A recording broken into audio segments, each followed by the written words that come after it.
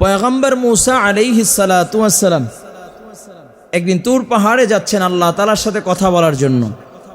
পথের ভিতরে একজনের সাথে দেখা। বলে, আল্লাহর পয়গম্বর কোথায় যাচ্ছেন?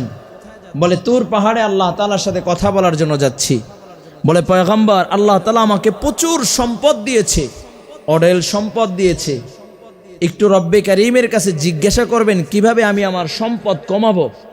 আচ্ছা, সম্পদ মানুষ কমাইতে চায় না বাড়াইতে চায়? আর সে বলতেছে আপনি আল্লাহর কাছে জিজ্ঞাসা করবেন কিভাবে আমি কমাইতে পারবো। বলে, ঠিক আছে। সামনের দিকে অগ্রসর হয়েছে, আরেকজনের সাথে দেখা। বলে, আল্লাহর পয়গম্বর আমি খুব অসহায়ের ভিতরে আছি, আমার থাকার জন্য বাসস্থান নাই, ছাপড়ার একটা ঘর আছে নরবর, আমার খাবার কোনো ব্যবস্থা নাই, পরনের কোনো কাপড়ও নেই। একটু আল্লাহ তাআলার কাছে জিজ্ঞাসা করবেন কিভাবে আমি সচ্ছলতায় আসব। সামনের দিকে অগ্রসর হচ্ছে। পথের ভিতরে একটা মানুষের মতো দেখা যায়, তবে মানুষের মতো আকৃতি নেই, অঙ্গ প্রত্যঙ্গ নেই। কথা বলতেছে। আল্লাহর পয়গম্বর মূসাকে ডাক দিয়া বলে, মূসা একটু আল্লাহর কাছে জিজ্ঞাসা করবেন আল্লাহ তাআলা আমাকে কেন বানাইছে। আল্লাহর পয়গম্বর মূসা আলাইহিস সালাতু ওয়াস সালাম তুর পাহাড়ে গেলেন। কথোপকথন করে যখন আসলেন, পথের ভিতরে ওই ব্যক্তির সাথে দেখা। ওই ব্যক্তি ডাক দিয়া বলে, আল্লাহর পয়গম্বর আল্লাহ তাআলা তোমাকে অঢেল সম্পদ দিয়েছি, আমি রবের কাছে জিজ্ঞাসা করতে চেয়েছি, বলেছিলাম কি কাজ করলে আমার সম্পদ কমে যাবে। আল্লাহর পয়গম্বর মূসা ডাক দিয়া বলেন, ভাই তুমি রব্বে কারীমের শুকরিয়া আদায় করা বন্ধ করে দাও। যদি রবের শুকরিয়া আদায় করা বন্ধ করে দাও, এমনিতেই তোমার সম্পদ কমে যাবে। ওই লোক ডাক দিয়া বলে, আল্লাহর পয়গম্বর আমার সম্পদ থাক চাই না থাক, কিন্তু আমি রবের শুকরিয়া বন্ধ করব না। বলুন সুবহানাল্লাহ। কারণ যে আল্লাহ তাআলা আমাকে এত সুন্দর করে বানাইছেন, যেই রব আমাকে এত সুস্থতার নিয়ামত দিয়েছেন, রব যে আমাকে দুইটা চক্ষু দিয়েছেন, এর যদি শুকরিয়া আদায়ের স্বরূপ যদি কিয়ামত পর্যন্ত সিজদায় পড়ে থাকি, এরপরও এর শুকরিয়া আদায় হবে না। ঠিক কিনা জোরে বলেন। আল্লাহর পয়গম্বরকে ডাক দিয়া বলে, পয়গম্বর সম্পদ থাক চাই না থাক, কিন্তু আমি রবের শুকরিয়া বন্ধ করব না। লা ইন শাকারতুম লা আযীদান্নাকুম। নিয়ামত পেয়ে যখন বান্দা নিয়ামতের শুকরিয়া আদায় করে, আল্লাহ তাআলা নিয়ামত বাড়ায় দেয়। বলুন সুবহানাল্লাহ। সামনের দিকে অগ্রসর হয়েছে। যেই ব্যক্তির কোনো সম্পদ নাই, থাকার জন্য কোনো বাসস্থান নাই, জীর্ণ শীর্ণ একটা ঘর, ওই লোকটা ডাক দিয়া বলে, আল্লাহর পয়গম্বর আল্লাহ তাআলার কাছে কি জিজ্ঞাসা করছেন কি করলে আমার সম্পদ হবে, আমি একটু আরাম আয়েশে জীবন যাপন করতে পারবো।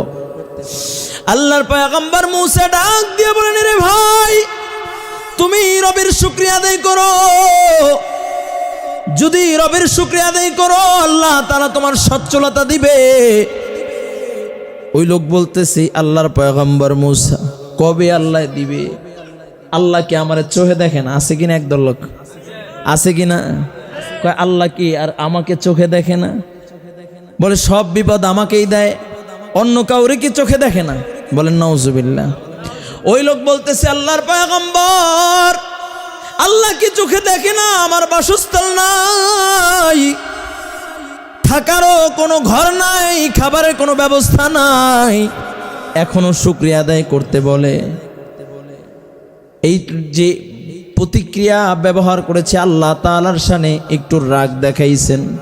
সাথে সাথে একটা বাতাসে যে ঘরটা ছিল সেটাও উড়ায় নিয়ে গেছে, পরনে যে বস্ত্র ছিল সেটাও উড়ায় নিয়ে গেছে। লা ইন শাকারতুম লা আযীদান্নাকুম ওয়া লা ইন কাফারতুম ইন্না আযাবী লাশাদীদ। না শুকরিয়া করছে তো আল্লাহ তাআলা নিয়ামতকে ছিনিয়ে নেবে এবং কঠিন আযাবের ভিতরে ফেলবে। সামনের দিকে অগ্রসর হয়েছে, ওই যে অঙ্গ প্রত্যঙ্গ নাই একটা মানুষের মতো পড়ে রয়েছে, ডাক দিয়ে বলে আল্লাহর পয়গম্বর আপনি কি আল্লাহর কাছে জিজ্ঞাসা করেছেন কি জন্য আল্লাহ আমাকে বানাইছেন? বলে জিজ্ঞাসা করছি, আল্লাহ তাআলা তোমাকে বানাইছে, জাহান্নামের ভিতরে একটা ছিদ্র আছে, ওই ছিদ্রর মাপ অনুযায়ী আল্লাহ তোমাকে বানাইছে, তোমাকে দিয়া ওই জাহান্নামের ছিদ্রকে বন্ধ করবে। ওই আল্লাহর বান্দা চোখের পানি ছাড়িয়া বলে আলহামদুলিল্লাহ।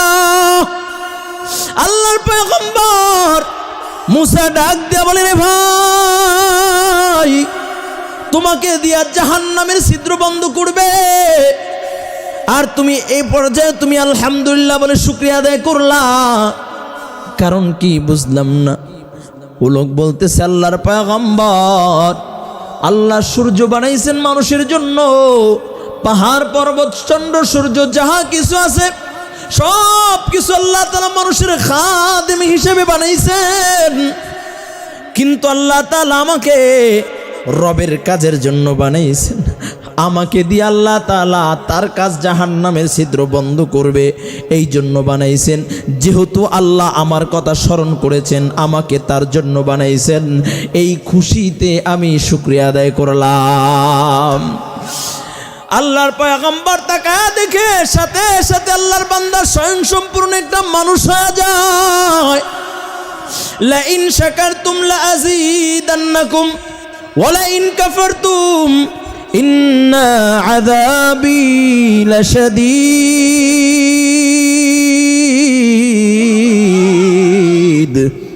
বলে নিয়ামত পায়া বান্দা শুকরিয়া আদায় করবা, নিয়ামত বাড়ায় দিবে কি?